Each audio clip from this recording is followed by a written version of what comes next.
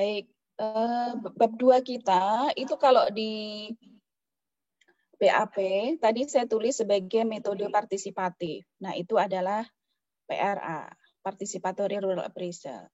Lalu komunikasi partisipatif, itu yang kemudian disebut sebagai di sini Participatory Rural Communication Appraisal. Nanti kita selama 1 semester ini, di tengah semester awal itu akan belajar tentang teknik-teknik PRA, dan di tengah semester setelah UTS kita akan belajar tentang PRCA. Jadi itu, maka kita harus tahu konsepnya ya. Baik. Apakah terlihat? Terlihat, Bu. Ibu. Oke, alhamdulillah ya, terlihat ya, baik. Nah, dalam pokok bahasan siang ini kita akan membahas tentang 4 hal, yaitu tentang perkembangan PRA dan PRCA, membanding keduanya, lalu kemudian apa gunanya, ya, dimanfaatkannya untuk apa. Nah, nanti kaitannya dengan mata kuliah ini adalah ketika teman-teman memilih untuk membuat tugas akhir mata kuliah, yang itu akan diurai di setiap minggunya. Diurai itu maksudnya waktu belajar teknik tertentu itu sudah mulai bermitra dengan pihak-pihak di lokasi sekitar, lalu memanfaatkannya pada topik-topik apa saja. Nah, itu ada di bab subbab kedua ini, aplikasi pemanfaatan ya. Lalu yang ketiga adalah apa saja metode partisipasi itu, dan yang keempat adalah hambatan dari partisipasi masyarakat. Oke, baik. Kita mulai yang pertama. Ya. Perkembangan participatory appraisal. Nah, kembali di bukunya Chambers ya, bahwa memahami desa secara partisipatif itu adalah suatu pendekatan dan metode yang memungkinkan masyarakat saling berbagi. Berbagi apa? Berbagi informasi, berbagi pemikiran, ya, berbagi juga tidak hanya knowledge ya, tidak hanya pengetahuan, tapi juga apa yang dirasakan. Bisa juga keterampilan aspek-aspek teknis, ya, misalnya tidak hanya pengetahuan saja, tetapi mungkin juga sudah mencapai pada penerapan teknologi yang teknis tertentu. Dan itu disampaikan, masyarakat mau berbagi informasi, lalu menambahkan dan menganalisis pengetahuan ya tentang kondisi pengetahuan kehidupan mereka. Jadi ketika mereka sudah berbagi itu, lalu kemudian ya ketika kita membawa program, apakah pengetahuan mereka itu sudah sesuai gitu ya, atau memang mereka sudah tahu sebelumnya, atau justru pengetahuan mereka itu bisa menambah bagi program atau usulan-usulan program yang kita bawa. Jadi bisa jadi mereka sudah relatif lebih mampu gitu. Jadi siapa tahu program yang kita bawa itu memang mereka sudah kuasai ya. Nah, itu artinya dia menambah kan ya, menambah. Nah, lalu kemudian bisa juga baru buat mereka. Nah, kalau begitu berarti bagaimana posisi pengetahuan mereka, posisi keterampilan teknologi mereka. Nah, itu kemudian ketika kita melakukan program PRA ini, maka diharapkan apa yang kita sampaikan itu sejalan dengan apa yang terjadi dan apa yang diharapkan di kehidupan mereka. Nah, dalam hal apa? Dalam hal membuat rencana tindakan suatu proses pembangunan. Gitu. Jadi suatu pendekatan metode yang mempelajari kondisi, pertama mempelajari dulu, ya, mempelajari kondisi, kehidupan masyarakat desa dari banyak aspek, lalu kemudian merancang tindakan bersama. Oke, maka dikatakan sebagai dari, dengan, dan oleh masyarakat desa. Baik, nah dalam sejarahnya PRA itu dari banyak pengalaman-pengalaman sebelumnya. Nah, mungkin di dunia, di FAO ya setidaknya pernah melakukan suatu penelitian sistem usaha tani. Nah, bagaimana meningkatkan kondisi tingkat hidup masyarakat agraris pertanian secara umum ya. Nah, itu kompleksitasnya seperti apa, keragaman, lalu kerentanan sistem usaha tani. Artinya kerentanan itu adalah risiko-risikonya ya ketika dia mengalami banyak gangguan cuaca, ya, alam yang mungkin tidak ramah dan membuat kegagalan di dalam proses usaha. Nah, itu kerentanan. Lalu kemudian profesionalitas dan rasionalitas petani. Apakah petani itu relatif maju atau beragam juga dari kondisi yang sangat subsisten. Subsisten itu hanya bertani untuk makan, sekedar untuk makan. Atau bertani tidak untuk makan saja, tetapi bisa juga dijual, mendapatkan uang. Nah, itu adalah sisi profesionalitas. Lalu rasionalitas petani, kenapa petani menanamnya tanaman pangan, ya? Padi, palawija, jagung, ketela, ya. Bahkan di Papua itu untuk ngambil ubi aja harus jalan 4-5 jam ke gunung gitu. Rasionalitasnya apa? Bagaimana dia berpikir? Bagaimana dia mampu menghasilkan suatu produk yang berguna, ya, berguna dalam kebutuhan pangan, tetapi juga bisa dijual. Tapi memang tidak semua petani itu berorientasi pada bisnis gitu. Nah, itu sistem penelitian usaha tani inilah yang kemudian dalam tim mereka mempelajari bagaimana kehidupan petani, lalu perilaku eksperimental petani, kemampuan tani dalam menganalisis usaha taninya itu seperti apa. Nah, dari penelitian usaha tani ini ternyata ya, masyarakat tani itu rasional gitu ya, rasional untuk memikirkan, menerapkan teknologi. Nah, dari pelajaran ini lalu kemudian ada lagi penelitian lainnya, misalnya penelitian partisipatif radikal. Nah, ini dia menemukan bahwa kaum miskin itu kreatif dan mampu menganalisa, merencanakan untuk dirinya sendiri, dan yang lemah harus diberdayakan. Nah, kenapa disebut sebagai radikal? Karena memang program-program yang dihasilkan dari riset ini adalah suatu program yang memang misalnya mereka lemah tidak berdaya itu apa dari aspek yang tidak berdayanya. Kalau dia nggak punya lahan, dikasih lahan. Kalau dia misalnya tidak punya modal, dikasih modal. Jadi ini adalah confronting terhadap suatu kondisi yang ada, dan itu adalah bagian dari radikalisme dalam penelitian yang mengawali menjadi sejarah bagi PRA. Jadi awalnya adalah bagaimana memahami petani dari sistem usaha taninya, lalu bagaimana mereka kondisinya lemah tetapi mereka kreatif dan juga mampu menganalisis untuk kebutuhannya sendiri. Nah, bidang lain lagi adalah analisa agroekosistem, yaitu suatu kombinasi pemikiran ekologis dan metode analisis sistem, ya, kepemilikan sumber daya alam, lalu pola keuangan. Jadi analisis agroekosistem meliputi banyak aspek, termasuk yang nanti kita akan munculkan di PRA metode, ya, itu mulai dari ruang, ya, PRA yang berkaitan dengan waktu, PRA yang berkaitan dengan relasi, dan itu adalah hasil dari pengalaman sebelumnya tentang analisa agroekosistem. Lalu kemudian yang berikutnya adalah antropologi terapan. Sesuai dengan konsep antropologi, maka sebenarnya pendekatan di dalam memahami suatu kondisi masyarakat itu by participation, ya, dan observasi di dalam masyarakat, menetap di desa, belajar dari perbedaan-perbedaan yang ada di desa antara emik dan etik. Emik adalah bagian dari etika penelitian yang kuantitatif, ya, dengan paradigma bahwa dunia ini adalah objektif. Misalnya kebutuhan makan itu, ya, kalau untuk manusia sehat, kebutuhan makannya misalnya sekian kalori, proteinnya sekian, itu adalah untuk hitung-hitungan ilmiah. Dan itu adalah pendekatan dari dunia luar, dari pandangan objektif. Tetapi ada juga pandangan lokal yang subjektif. Jadi kenyang itu bukan karena sekian kalori. Kenyang itu adalah perasaan cukup. Makan juga tidak harus misalnya mengandung gizi seimbang, tidak harus, tetapi yang penting adalah bersyukur atas makan yang sudah diterima. Nah, itu adalah bagian dari yang dipelajari, bagaimana memahami perbedaan antara konsep yang dibawa oleh orang luar dengan subjektivitas atau pemaknaan yang dimiliki oleh orang dalam atau oleh penduduk.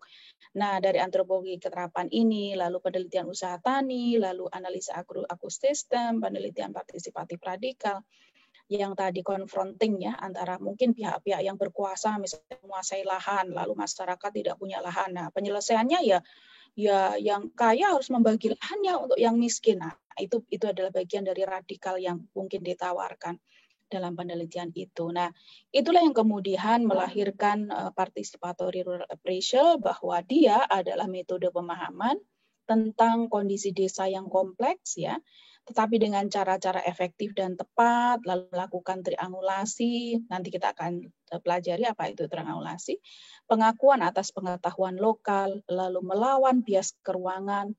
Melawan bias keruangan itu jadi tidak terkotak-kotak gitu ya, bias-bias yang membuat kita menjadi terhalang, tidak bisa berinteraksi satu sama lain. Juga musim, lalu ada gender, dan itu adalah bagian dari yang kita akan tidak boleh ada bias di dalam participatory role appraisal. Jadi kita bisa memberikan kesempatan kepada siapapun dia, baik yang berbeda jenis kelamin, kaya miskin, tapi masing-masing punya kesempatan untuk memberikan informasi, berbagi informasi. Jadi itu. Jadi PRA adalah sumber pendekatan dan metode yang sebenarnya adalah dalam sejarahnya itu adalah akumulasi atau sebenarnya adalah wujud dari pengalaman-pengalaman dari pendekatan-pendekatan sebelumnya. Oke, baik. Nah, sekarang kita akan sandingkan antara apa itu rapid rural appraisal. Rapid itu cepat, jadi memahami desa secara cepat. Dan yang kedua adalah participatory rural appraisal, memahami desa secara partisipatif. Nah, dari caranya saja, kalau rapid, namanya juga rapid, jadi ada cepat. Rapid test. Tes yang dengan cepat hasilnya bisa diperoleh. Nah, sama, rapid rural appraisal adalah penggalian informasi dengan cepat. Lalu bisa juga ini sifatnya ada elicitive ya. Dan ini adalah menghilangkan sesuatu yang ada yang mengatakan bahwa dalam paradigma tertentu yang benar adalah yang menurut kacamata orang luar gitu ya. Nah, lalu berbeda dengan PRA itu adalah saling berbagi dan sifatnya adalah pemberdayaan. Nah, lalu kemudian siapa yang melakukan peran orang luar sebagai apa? Ini sebagai peneliti dan penyidik, sementara untuk PRA ada sebagai fasilitator. Nah, lalu informasi yang dimiliki itu untuk apa digunakan dan dipakai untuk apa, oleh siapa? Nah, itu dipakai oleh orang luar, sedangkan kalau PRA itu masyarakat sendiri yang mempunyai informasi, menganalisisnya, dan kemudian menggunakannya untuk kepentingan mereka sendiri. Merancang program, ya data yang dikumpulkan itu adalah untuk merancang program dibantu oleh fasilitator, dan itu adalah untuk mereka sendiri. Baik. Ya. Sampai di sini ada yang dikomentari?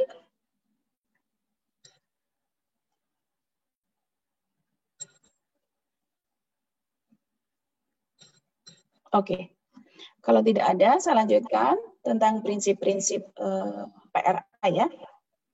Yang pertama adalah pembalikan dalam pemaknaan. Jadi artinya bahwa dalam metode atau teknik PRA ini kita harus belajar langsung dari masyarakat desa di daerah pinggiran. Nah, pengetahuan lokal bisa berupa hal-hal yang sifatnya fisik, ya kondisi alam, ya itu nanti kita akan pelajari di metode yang terkait dengan ruang misalnya. Lalu hal yang berkaitan dengan teknis, ya itu bisa jadi adalah bagian dari teknis melakukan suatu aktivitas tertentu menggunakan teknologi tertentu, dan yang ketiga adalah yang sifatnya sosial, dan ini adalah interaksi di antara mereka. Baik, jadi kita mempelajari dari sisi masyarakat desa atau masyarakat pinggiran.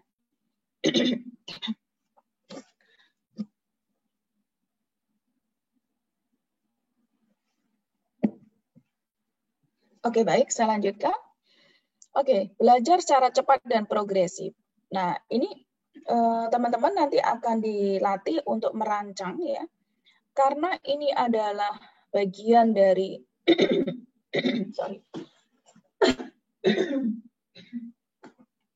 bagian dari belajar dengan masyarakat, maka tekniknya pun harus direncanakan dengan baik ya, spesifik. Jadi kalau bertanya dengan masyarakat itu tidak boleh yang umum-umum, jadi harus yang spesifik. Maka metode yang digunakan itu dirancang untuk mencapai tujuan yang diharapkan. Jadi kalau bertanya tentang apa ya, misalnya kondisi usaha tani gitu ya. Jadi pertanyaannya jangan umum, bagaimana kondisi usaha tani Bapak? Duh, itu pertanyaannya umum sekali ya. Ya, baik-baik saja gitu ya. Bagaimana hubungan Bapak dengan masyarakat sekitar sini? Ya, baik-baik saja. Tapi bukan pertanyaan yang seperti itu, tetapi dia harus spesifik. Misalnya, apakah misalnya berkaitan dengan diagram musim misalnya nanti ya.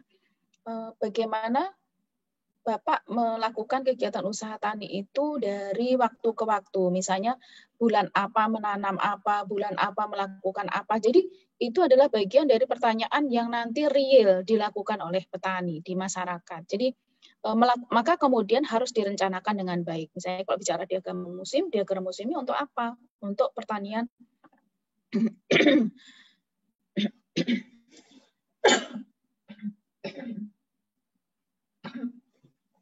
Oke, mohon maaf.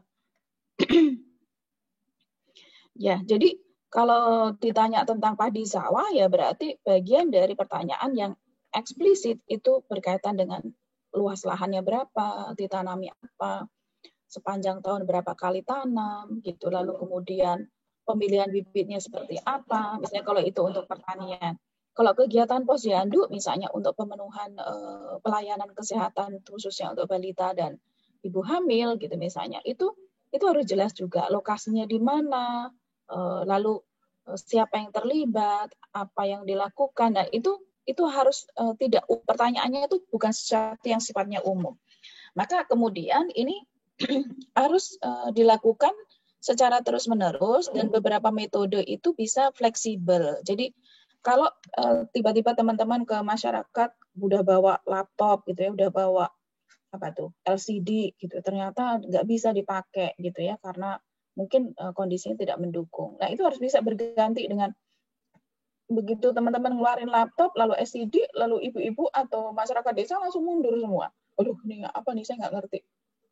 Jadi kadang-kadang dari teknologi yang kita pakai, alat yang kita gunakan itu justru membuat kesenjangan ya.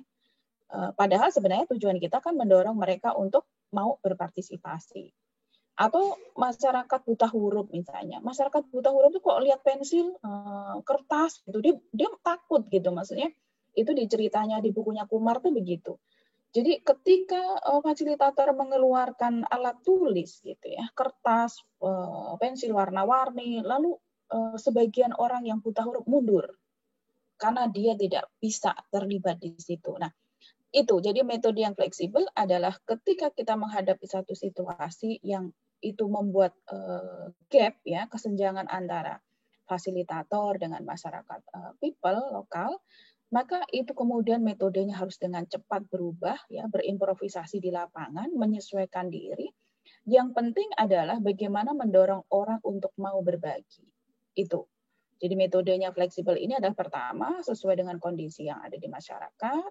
Yang kedua adalah memilih metode mana yang paling memungkinkan masyarakat berpartisipasi. Oke, jadi terus-menerus menyesuaikan keadaan dan bukan menurut cetak biru. Artinya adalah kadang sesuatu yang sudah kita rancang itu bisa berubah ketika kondisi di lapangan itu tidak memungkinkan untuk memaksakan kita untuk mencari data itu gitu. Jadi mencari data kan sebenarnya prinsip ERA itu adalah mencari data itu dipakai untuk perencanaan program. Nah, bagaimana mencari data itu? Orang lokal mau memberikan informasi, mau berbagi informasi. Dan cara membuat orang itu mau berbagi informasi adalah tentu tidak seperti daftar kuesionernya ini harus diisi semua. Nah, itu yang disebut dengan cetak biru. Ya, kenapa kok biru? Mungkin waktu itu tintanya warnanya biru kali ya. Kok sekarang kan tintanya bisa warna-warni.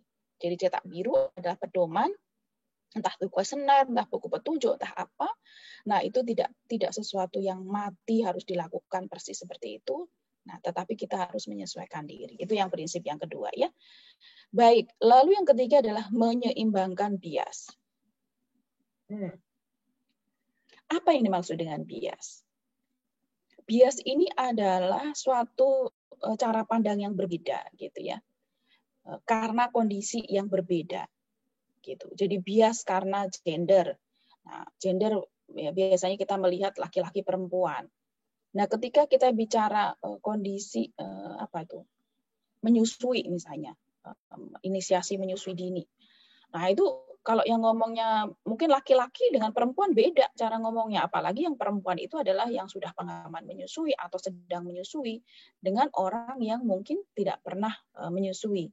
Nah, bias di sini bias karena mungkin status, pengalaman, gender, struktur, kondisi sosial ekonomi yang berbeda, kaya miskin, pinter, golongan berpendidikan dan tidak berpendidikan, itu adalah hal-hal yang membuat mereka punya sudut pandang yang berbeda ketika memberikan informasi. Nah, artinya ketika kita mencari data tentang sesuatu, maka harus sadar bahwa di dalamnya akan terjadi banyak bias karena di dalamnya ada keragaman orang yang hadir. Nah, maka kemudian ada yang tidak bisa ngomong ketika ya dia tidak ngerti karena tingkat pendidikannya nggak sampai gitu ya, misalnya diajak ngitung-ngitung yang rumit, matematikanya rumit, ya dia nggak ngerti. Tapi itu yang kemudian sebagai fasilitator kita juga harus mampu menyadari, oh ternyata ada kesenjangan, ada bias di sini. Oh ternyata itu tidak hanya miskin kaya yang berpendidikan tidak pendidikan, juga itu bagian dari keragaman yang mungkin itu akan menimbulkan bias.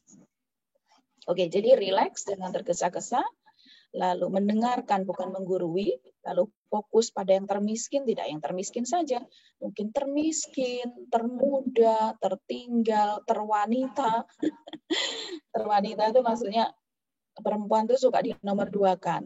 Jadi seyogianya kita memperhatikan itu. Ketika ada bapak dan ibu-ibu hadir dalam suatu diskusi, biasanya ibu-ibu itu suruh minggir, sana minggir, ibu-ibu di belakang aja. Nah, kita harus fokus pada tadi, termiskin, mungkin yang muda juga nggak boleh ngomong, termuda, terwanita, gitu, terbodoh gitu ya, atau berpendidikan. Jadi kita harus bisa menempatkan diri supaya semua orang punya kesempatan untuk memberikan informasi. Baik. Lalu yang kemudian yang keempat adalah optimalisasi dari trade-off atau pertukaran. Ya, jadi di sini bila kita yang tadi itu nih ya, di sini ada cetak biru nih. Nah, bila di dalam suatu tujuan penggalian data secara partisipatif ini tidak bisa mencapai data yang diharapkan, nah kita pakai ilmu kira-kira. Nah, ini lebih baik kira-kira benar daripada benar-benar salah. Jadi artinya kita bisa mendekati suatu kondisi yang mungkin mendekati kebenaran gitu ya. Kalau misalnya hitung-hitungan waktu, hari, luas gitu kan seringkali ya nggak ada hitungan-hitungan yang apalagi orang desa gitu ya. Pasti gitu berapa kilo, berapa rupiah per bulan, berapa itu kan ya hampir tidak mungkin bahwa itu akan dicatat gitu ya. Mereka bahkan mungkin tidak mencatat ya, jadi tidak ngerti berapa sih Bu panennya, ya kira-kira 2 karung lah, 2 karung tuh berapa? Ya karungnya segede apa? Ya segitu ya kira-kira berapa kilo Bu segitu. Nah kita akan mengkonversi misalnya data seperti itu ya, contoh saja ya, contoh kecil, itu ke arah yang ukuran yang objektif gitu ya, 2 karung ya. Hasil kangkungnya berapa? Oh ya paling 200 ikat. Nah 200 ikat itu segimana gitu. Nah itu bagian dari ukuran-ukuran yang mungkin tidak standar. Nah, itu pengabian optimum adalah bagaimana kita bisa mengetahui data ya. Memang tidak akurat mungkin, tetapi itu adalah mendekati ukuran-ukuran yang mungkin bisa kita konversi ya, kita setarakan ke yang objektif. Oke, jadi jangan nyerah gitu kalau misalnya oh datanya nggak ada Bu, data pendapatan per bulannya nggak ada. Ya nggak ada. Yang mana ada di desa ada data pendapatan per bulan berapa. Tapi kan misalnya kalau padi bisa dikira-kira berapa panennya, oh 35. Oh 100 hari, 3,5 bulan, 100 hari, setahun berapa kali panen, setiap kalian berapa, ya didekati dengan cara begitu, ditelusuri gitu, data itu ditelusuri, lalu dikonversi ke rupiah. Nah kalau panennya cuma 2 kali dalam setahun, ya 2 kali itu berapa hasilnya dalam setahun. Lalu kalau buat di rata-rata per bulan, kalau teman-teman membuat rataan per bulan, ya tinggal dibagi 12. Kalau tidak dibagi 12 berarti total pendapatan per tahun. Misalnya seperti itu. Jadi ukuran-ukuran seperti itu yang mungkin nanti harus berani berkreasi ya supaya optimal dalam mendapatkan data tadi. Ya, seringkali itu begitu, tidak hanya S1, yang S3 juga begitu. Kadang-kadang saya membimbing S3 tuh nggak ada Bu data tabelnya. Ya nggak ada. Mana ada tabelnya. Misalnya saya minta cari data perubahan penduduk yang bekerja di pertanian selama 10 tahun terakhir. Terus dia nyari data kemana-mana. Ya nggak ada. Yang dicari adalah data dari 2 titik waktu. Misalnya data dari 2010 ke data 2020. Nah, dari situ kemudian diolah. Lokasi ini sekian, lokasi ini, oh di sini naik sekian, di sini turun sekian, lalu dibuat persen, oh di sini selama 10 tahun datanya naik, penduduk yang bekerja di pertanian naik sekian persen, di daerah sini oh ternyata turun sekian. Jadi itu. Jadi teman-teman ya di dalam participative rural appraisal ini masyarakat tuh dengan polosnya menyampaikan data yang masih mentah gitu.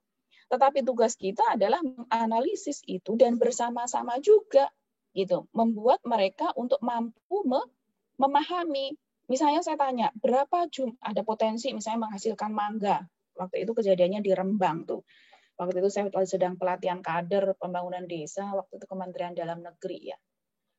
Dalam sebuah diskusi saya tanya, oh di sini tanaman mangga banyak tuh, kira-kira berapa tuh produksi per tahunnya, gitu kan? Bingung tuh, nengok kiri kanan, nggak ada datanya. Lah ya nggak ada, ya mari kita simulasi datanya itu seperti apa. Baik, oke. Terus ada satu care itu apa ya? Sekretaris desa. Saya tahu Bu, kira-kira 36 ton per musim. Itu berarti per tahun. Gimana Cak? Temennya yang lain pada bingung. Kok bisa sih? Kok iso sih? Ngitungnya ya Mas? Nah, gitu kan. Lalu kemudian dia Pak, coba diterangin ke depan. Tak kasih spidol, lalu dia nerangin ke teman-temannya. Jumlah penduduk desa saya itu sekian. Nah, rumah tangganya itu sekian. Setiap rumah tangga dia minimal punya misalnya 4 pohon mangga. Satu pohon mangga itu kira-kira menghasilkan sekian kilo buah mangga. Nah, lalu kemudian kali dalam 1 tahun kira-kira sekian ton. Ditepukin tuh sama teman-temannya. Wih, ternyata ngitungnya gitu. Nah, demikian adalah bagian dari cara-cara yang kita ya berusaha untuk membagi ya. Kita membagi cara, tetapi mereka membagi data. Oke, baik. Nah, yang berikutnya adalah triangulasi. Yang tadi disebutkan sebagai suatu metode triangulasi. Kenapa tri? Nah, ini dikatakan menggunakan ragam, lebih dari satu. Ya, beberapa cara, metode. Seringkali 3, maka disebut sebagai triangulasi. Apakah selalu 3? Ya tidak harus. Bisa 2, bisa juga lebih 4 atau berapa. Nah, ini adalah cara untuk apa? Mendapatkan suatu data yang mendekati benar. Validitasnya itu teruji. Jadi dibuktikan dengan beberapa sumber data yang valid. Di kelas tadi pagi saya jelaskan, ketika saya penelitian tentang rumput laut di Nusa Tenggara Barat, di Kabupaten Sumbawa Barat, kepala desa memberikan data bahwa produksi rumput laut untuk seluruh wilayah desa dia itu adalah 500 ton per bulan. Oke, saya catat sebagai 500 ton. Tetapi lalu kemudian saya cross-check apakah benar jumlahnya segitu, itu dengan bertanya pada pedagang pengumpul. Karena kalau petani kan seringkali tidak mencatat itu berapa dapat rumput lautnya gitu ya. Nah, lalu saya tanya apakah rumput lautnya dijual semua? Iya, dijual semua, hanya sebagian kecil yang kemudian dipilih sebagai bibit lagi. Ada kemudian bibit dibeli baru kalau rumput lautnya tidak sesuai kualitas untuk bibit. Nah, artinya hampir semua rumput laut itu dijual ke pedagang pengumpul. Maka data yang saya triangulasikan adalah data yang dikumpulkan oleh pedagang pengumpul. Ada 5 pedagang pengumpul, lalu ada 1 orang yang besar, yang kepala sekolah. Saya datangi, lalu berapa kira-kira petani menjual ke Bapak dalam setiap bulan? Ya, lalu kemudian kita kumpul dari 5 pedagang pengumpul itu ternyata kurang lebih 300 ton per bulan. Nah, dari situ lalu ternyata yang real yang mana? Saya lebih percaya yang mana? Ya tentu saya lebih percaya pedagang pengumpul karena dia menimbang gitu. Petani menjual, menimbang dan karena itu adalah pulau, Sumbawa Barat itu yang Kabupaten Sumbawa Barat adalah pulau dan hampir tidak mungkin petani itu menjual rumput lautnya menyeberang kapal atau menjual pada pedagang dari luar, itu tidak ada. Jadi artinya jumlah hasil rumput laut adalah sama dengan jumlah yang dijual pada pedagang pengumpul. Nah, itu. Jadi triangulasi meskipun tapi saya melakukannya hanya 2. Jadi kepala desa dan pedagang pengumpul. Nah, tentu kalau mau sekali lagi adalah dicek pada petani-petani, tapi kan itu banyak. Petani kan ratusan, ada 500 petani, kan lebih enak nyari yang di pedagang pengumpul. Itu juga bagian dari taktik, strategi ya. Kreatif gitu ya. Jadi PRA itu kita juga kreatif gimana caranya nih. Siapa yang kita tanya nih? Daripada nanya petani 500 kan mending nanya pedagang pengumpul cuma 5. Datanya sama gitu ya. Oke, baik. Lalu yang keenam adalah mencari keragaman. Artinya gini bahwa tidak semua data itu seragam. Dalam statistik juga seringkali ada pencilan. Pencilan itu data yang tinggi atau data yang rendah. Nah, kira-kira itu kenapa kok orang ada pencilan-pencilan tadi itu kenapa? Keragamannya itu kenapa? Perbedaan yang ada itu kenapa? Nah, itu yang kemudian kita pahami. Baik, lalu kemudian prinsip yang ke-7 adalah orang luar memfasilitasi orang lokal atau penduduk untuk melakukan apa? Melakukan penelitian tentang dia sendiri, menganalisis hasilnya, merencanakan, dan kemudian presentasikan oleh penduduk sendiri dan kemudian menghasilkan sesuatu yang sesuai rancangan program yang diharapkan. Oke, lalu kemudian sikap kritis dan tanggung jawab. Kritis itu ya jangan percaya, misalnya gini, Bu, kenapa kok saya tanya nih, ada petani Ciherang nih, ibu-ibu KWT, Ciherang Bogor, Darmaga. Bu, ini kan saya disuguhin makanan, lalu dia enak tuh makanannya dari singkong itu yang dikukus itu. Bu, ini enak, kok nggak ada yang jual di sini? Lalu dia jawabnya apa? Alah, kok males bikin kayak gitu, ngapain dijual? Nah, kalau saya lalu menerima, lalu saya dapat, penduduk desa sini ibu-ibunya males membuat masak, begitu. Masa datanya males membuat makanan olahan untuk dijual. Nah, ternyata ketika saya tanya, kalau dijual ada ya Bu ya? Ada kali di pasar. Kalau di sini jarang yang jual, jarang. Ya paling beli tetangga. Tetangga kadang beli juga nggak bayar. Nah, itu malesnya di situ. Ternyata katanya kalau dia pernah jualan, lalu kemudian dijual, tetangga ambil deh satu, nanti ya bayarnya terus gitu. Dan lama-lama dia nggak mendapatkan uang. Jadi itu yang kemudian malesnya itu di situ. Ya, jadi jangan kemudian berhenti ketika mendengar jawaban dan menurut saya itu masih bisa digali lagi. Nah, dalam menggali itu yang kemudian disebut dengan probing.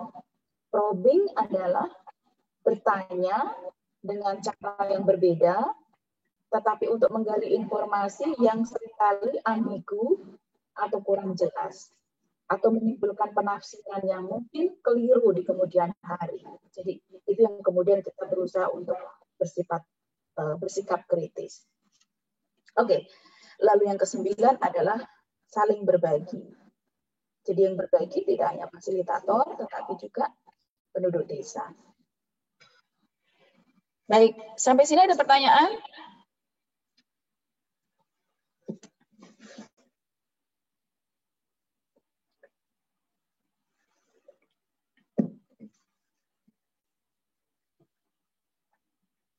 Oke, silakan. Ada yang mau ditanyakan? Tadi prinsip-prinsip PRA ya.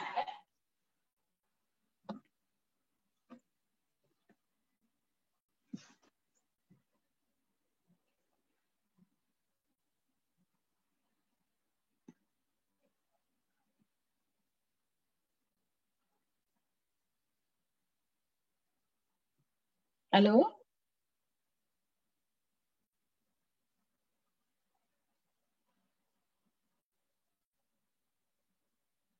Halo?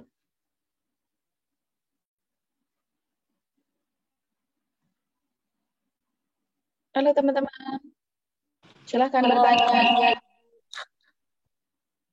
Halo Ibu, dari saya masih belum. Oke. Ya, kamu dari mana, Fahmi? Dari Palu, Bu, Sulawesi Tengah. Oh, iya. Kira-kira nanti kalau kamu diminta mencari mitra untuk tadi ya, sebagai warga atau sebagai penduduk yang diajak bekerja sama untuk mengumpulkan data ya, tapi untuk kepentingan dia, kira-kira mitramu siapa ya? Eh, Mitranya mungkin nanti akan di ini lagi sih Bu, kayak mau research lagi karena di sini ada beberapa misalnya kebutuhan datanya itu lebih ke arah kebudayaan sih karena Kota Palu itu lagi misalnya lagi canangan dari beberapa wali kota barunya itu mengenai kebudayaan. Jadi kalau emang ada mitra yang ingin saya bergabung, saya akan membantu bersama dengan mereka Bu, kayak gitu. Oke, baik. Pengembangan untuk kebudayaan ya. Iya benar Bu, menjadi kota budaya. Oke, baik. Jadi mungkin nanti ada penggalian data tentang kondisi saat ini ya, site-site budayanya di mana saja, lalu program yang sudah ada apa gitu kan.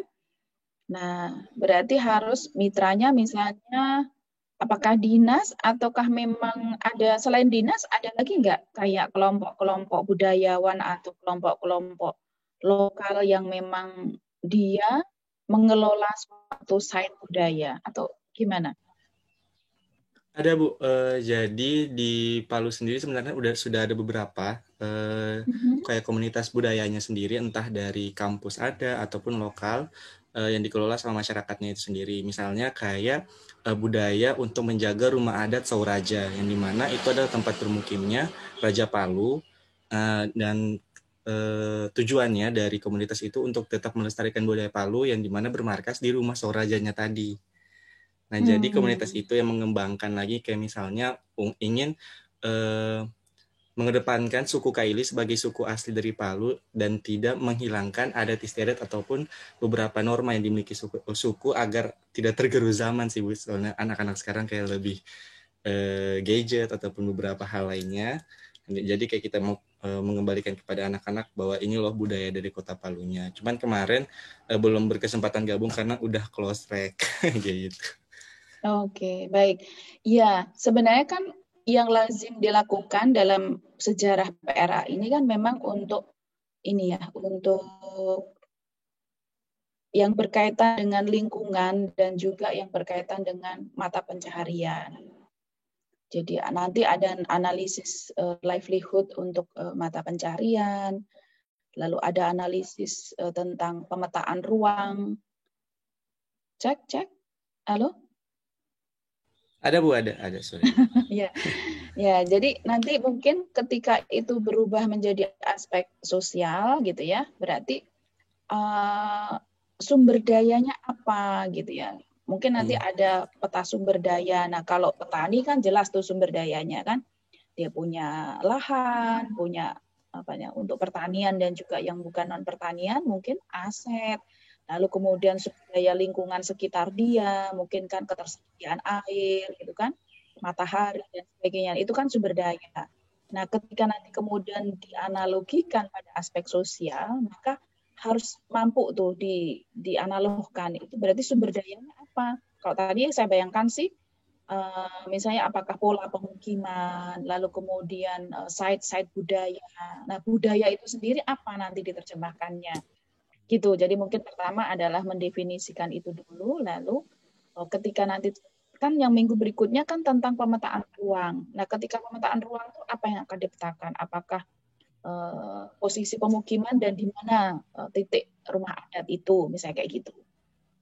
Atau apa gitu ya. Jadi ketika bicara tentang peta sumber daya dan sebagainya, karena konteks PRA ini dulu adalah untuk pembangunan sistem usaha tadi, pembangunan sistem kehidupan, lalu kemudian tingkat kesejahteraan. Nah, maka teman-teman ketika mengambil topik yang nanti akan dipelajari, itu harus bisa dianalogkan sumber dayanya, relasinya, time frame-nya, jadi yang berkaitan data-data yang berkaitan waktu seperti apa. Nah, itu.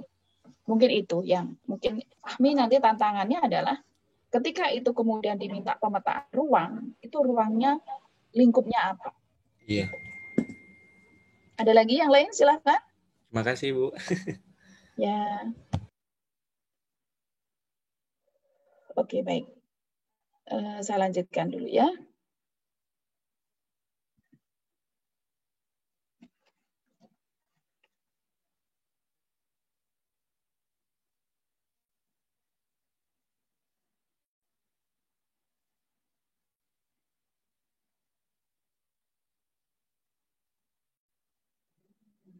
Oke, terlihat layar saya? Belum terlihat, Ibu. Iya, kayak tadi lagi ya, ya Allah. Tunggu dulu ya, mudah-mudahan terlihat setelah ini.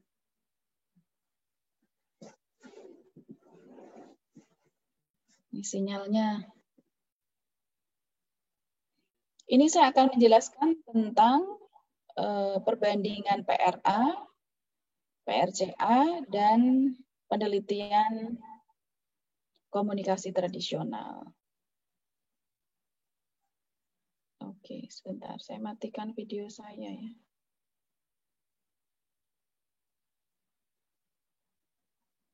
Stop video. Oke, sebentar. Kita tunggu ya, biar muncul dulu.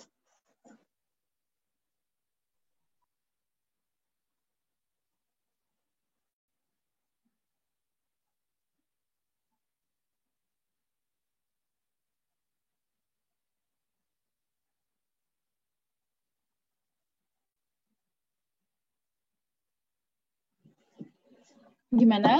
Apakah sudah?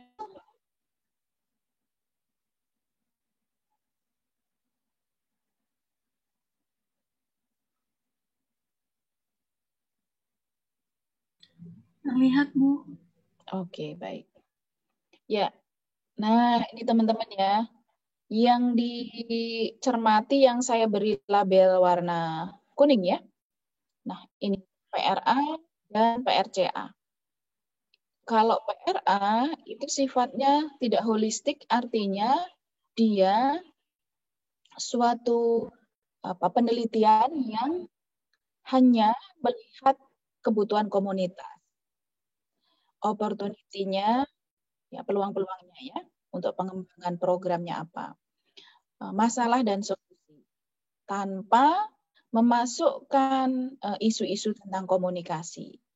Nah, bedanya kalau yang PRCA, selain yang tadi, bahwa dia berfokus pada kebutuhan dan peluang yang ada di masyarakat, problemnya apa, nah, isu komunikasi juga muncul. Network-nya dan sistemnya. Jadi ketika peta misalnya fasilitas ya dan sumber daya, itu tidak hanya sekedar fasilitasnya apa, tetapi siapa yang melakukan interaksi. Ya. Misalnya kalau Kepotan menjual produk, itu melalui interaksi siapa? Penyuluhkah? Lembaga swadaya masyarakatkah? Atau agensi yang bisa membawa produk-produk usaha tani organik dia, ya ada buah organik, padi organik, itu kemudian bisa diekspor ya, keluar dari desa dia. Nah ternyata itu hanya masalahnya adalah network yang menghubungkan pembeli dengan para petani yang menghasilkan produk-produk tadi. Gitu ya. Jadi termasuk isu-isu komunikasinya itu dipikirkan. Jadi yang biasanya main Instagram siapa? Yang biasa main WA siapa? Kira-kira bisa nggak dititipkan jualan ayam apa tuh? Kalau di Wonogiri itu ada panggang ayam puyuh atau ayam apa tuh? Kecil-kecil itu. Nah, ada tuh ibu-ibu yang suka banget posting-posting di WA ya. Dia pakainya hanya WA, di status WA itu. Oh, ayamnya ready ya guys, gitu. Ini buah naganya sudah siap ya, siapa silahkan order. Jadi ternyata ketika kita amati bahwa network di dalam komunikasi itu perlu juga dipetakan. Peluang-peluang bagaimana orang bisa berkomunikasi dengan pihak luar yang bisa menguntungkan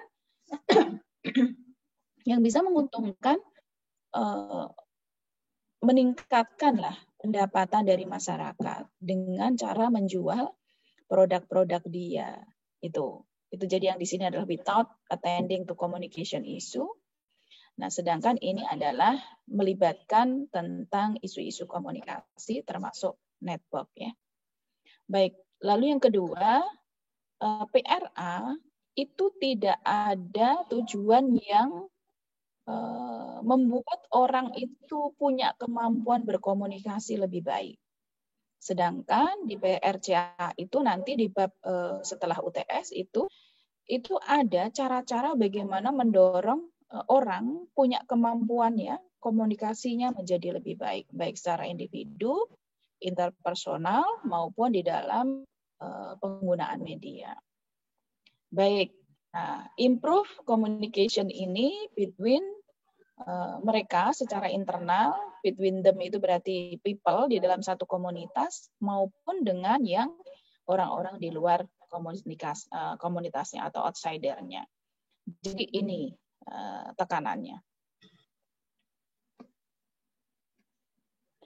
Baik.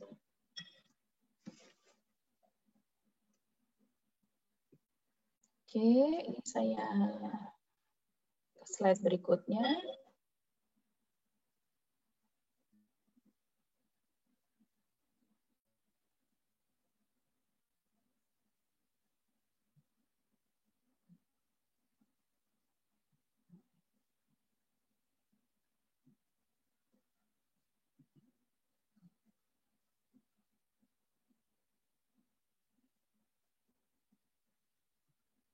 Baik.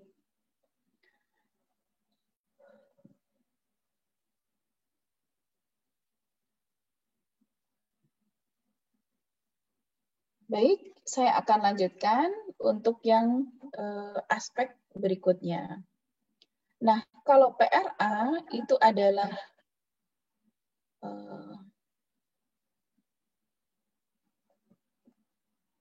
program-program pembangunan itu dilakukan dengan komunitas. Ya. Sedangkan kalau PRCA itu supporting communication program with community. Ya, jadi selain program-program yang dibangun bersama komunitas, tetapi juga bagaimana memasukkan program komunikasi yang bisa memberdayakan komunitas. Jadi pemberdayaan itu tidak hanya dari aspek ekonomi, tetapi juga kemampuan berkomunikasi. Baik. Lalu berikutnya, ada interaksi di dalam grup, ya, di dalam kelompok, ya, di dalam komunikasi, ya. Sedangkan kalau di PRCA itu memang people aktif di dalam suatu proses komunikasi atau membangun program, ya. Tetapi di dalam PRCA itu, ya, masyarakat atau people itu berpartisipasi itu dari keseluruhan proses. Jadi the entire research process. Jadi keseluruhan proses. Jadi tidak hanya pada proses generating dan analisis information saja. Kalau di PRE itu adalah the process of generating and analyzing information. Sedangkan kalau di PRCA itu people itu aktif ya in the entire research process. Jadi tidak hanya pada generating and analysis information, tetapi juga dari tahapan-tahapan keseluruhan. Baik. Saya rasa itu adalah beberapa yang intinya adalah ketika PRCA itu adalah menekankan pada pengetahuan penduduk lokal, skill, dan juga kemampuan untuk problem solving. Sedangkan untuk PRCA itu ada juga aspek mencari pemaknaan ya, dan juga membangun pemahaman bersama di antara para penduduk lokal dan juga development worker. Jadi mungkin tekanan komunikasinya itu bagaimana? Pertama tadi adalah terlibat untuk seluruh proses. Lalu yang kedua adalah di sana memasukkan program-program komunikasi yang memberdayakan, membuat masyarakat mampu berkomunikasi. Punya network tidak hanya di dalam lingkup di dalam desa, tapi juga di luar atau di outsider-nya. Lalu kemudian membangun dan menciptakan pemahaman bersama di antara orang lokal dengan development worker. Jadi tadi pertama juga mencakup komunikasi, lalu juga membangun jaringan, tidak hanya internal tapi juga di outsider-nya juga, terlibat di seluruh proses, dan yang kemudian kedua adalah membangun mutual understanding, pemahaman bersama. Mungkin itu perbedaannya. Nah, ini di layar saya menyampaikan tentang aplikasi PRA. Yang tadi Fahmi tadi menyampaikan informasi bahwa mungkin rencana dia di Palu akan berkaitan dengan pengembangan budaya, ya, kebudayaan. Nah, ini masuk di bagian yang mana? Karena memang kalau di sejarah PRA itu belum ada, belum masuk yang aspek yang kamu sebutkan tadi belum ada. Tapi itu bisa dibangun, ya, bisa dimasukkan suatu pengalaman baru. Nah, dalam sejarah PRA, penerapan dari PRA itu yang pertama adalah untuk pengelolaan sumber daya. Yang sudah ada kasusnya, misalnya kasusnya itu maksud saya pengalaman negara atau komunitas menerapkan. Itu misalnya konservasi daerah aliran sungai. Jadi bagaimana masyarakat lokal diajak untuk mengkonservasi daerah aliran sungai. Lalu manajemen hutan, lalu penilaian sumber daya desa. Nah, kemudian perencanaan desa. Itu katanya dengan sumber daya alam. Yang kedua adalah berkaitan dengan pertanian, penelitian sistem pertanian, perencanaan sistem irigasi, investigasi potensi pasar. Jadi bagaimana pengembangan konsep pertanian. Mungkin kalau sekarang muncul banyak ya smart agriculture, lalu ada muncul smart village, tapi kaitannya adalah pengembangan agriculture. Baik. Lalu yang ketiga adalah program yang berkaitan dengan isu-isu persamaan atau kesamaan, equity. Jadi misalnya masalah dan peluang perempuan berkaitan dengan isu gender, ya. Ya, masalah dan peluang perempuan bidang pendidikan, kesehatan, gitu ya, termasuk bidang-bidang yang lain, ekonomi, gitu ya, di bidang ketenaga kerjaan. Lalu identifikasi kebutuhan kredit. Ya, kredit itu apakah hanya milik mereka yang punya akunan, ya, atau mungkin juga bisa juga untuk orang miskin. Lalu identifikasi kaum miskin, identifikasi peluang mata pencaharian. Ya, dan ini adalah bagian dari program yang bisa dibangun ya, dengan cara melibatkan masyarakat, mengumpulkan data, dan membangun program bersama. Lalu yang keempat adalah bidang kesehatan dan gizi. Misalnya penilaian kesehatan dan gizi, ya, memahami kenapa anak kurang gizi, kenapa wanita rawan waktu hamil dan melahirkan juga menyusui, kenapa ada kematian ibu melahirkan. Nah, itu bagian yang relatif kompleks juga berkaitan dengan budaya juga. Budaya menyusui, budaya mitos-mitos bagi wanita hamil dan menyusui, itu banyak sekali yang Indonesia masih punya banyak PR yang berkaitan dengan kesehatan ibu dan anak. Maka kemudian muncul stunting. Kenapa kok muncul data bahwa anak kerdil, kenapa kok dia sampai lahir kecil ya tidak bisa berkembang? Oh, ternyata ibunya kurang gizi, belum cukup umur saat menikah. Nah, ketika itu dirunut menjadi suatu informasi yang berguna untuk pengembangan program di bidang kesehatan dan gizi. Juga berkaitan dengan ketersediaan pangan dan peningkatan status gizi. Bagaimana membuat pangan selalu tersedia di lingkungan masyarakat, sumber daya apa yang ada, memanfaatkan pekarangan dan lokasi yang bisa menjadikan dia sebagai faktor yang bisa menghasilkan sumber pangan. Nah, ketika sumber pangannya ada, kenapa kok masyarakat yang kurang gizi itu bukan berarti daerahnya itu tidak ada pangan, tetapi mungkin pola makan yang salah. Nah, itu isu-isu kesehatan dan gizi. Lalu isu tentang kebutuhan dan perencanaan sanitasi. Kenapa kok orang miskin itu sanitasinya buruk? Ya jangankan kok untuk memikirkan sanitasi, untuk memikirkan makan saja sudah susah. Jadi jangan dikira orang miskin itu tidak mau punya toilet yang bagus, bersih. Ya. mereka tuh tidak mampu membuatnya. Nah, ini adalah bagian dari aspek yang sudah dari data-data dan dari pengalaman penelitian sebelumnya, aplikasi PRA setidaknya itu sudah dilakukan pada 1, 2, 3, 4 ini. Nah, tadi mungkin usulan atau rencananya Fahmi tentang pengembangan budaya itu bisa menjadi aspek baru ya di dalam aplikasi PRA.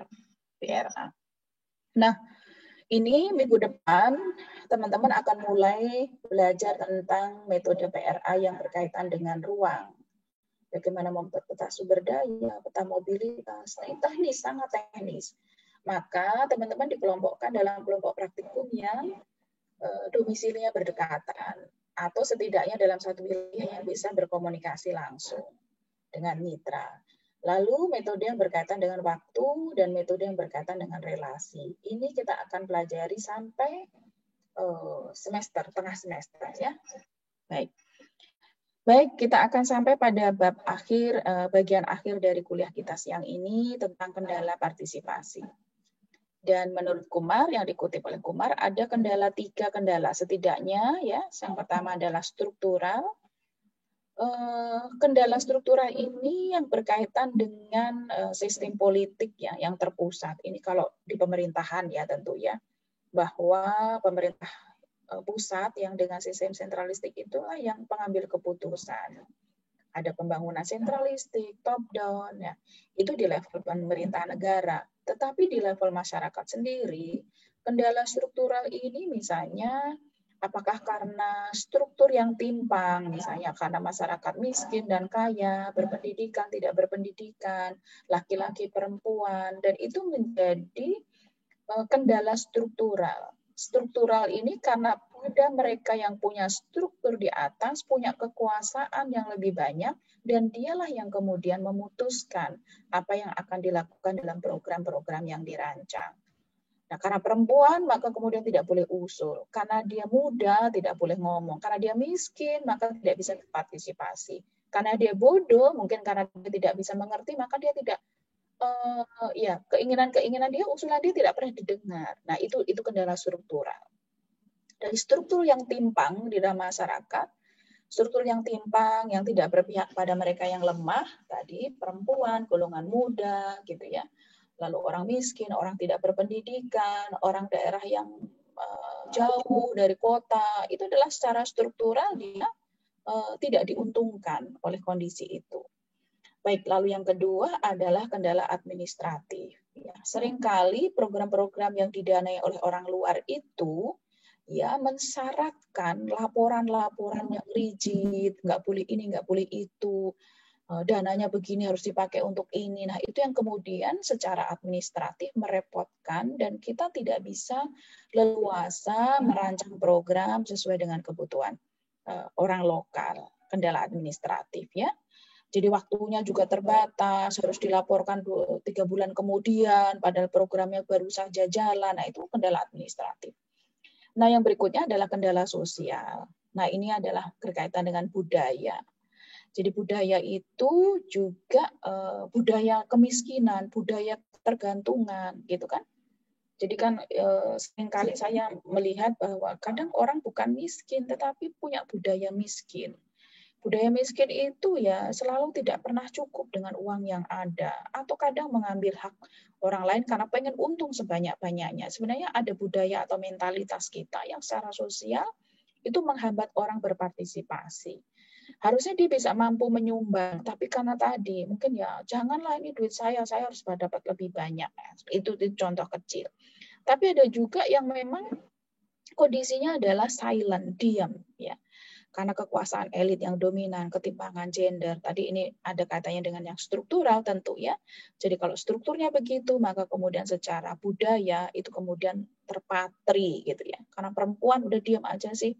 Maka kalau ada perempuan yang suka ngeyel itu jadi aneh gitu ya. Maka kalau Anda perempuan, maka Anda harus berusaha lebih keras karena Anda perempuan, karena secara budaya Anda punya kendala. Kendalanya ya karena Anda perempuan, karena dalam budaya perempuan itu sering diabaikan. Oke, jadi itu. Saya rasa itu kuliah kita, mudah-mudahan bisa dipahami.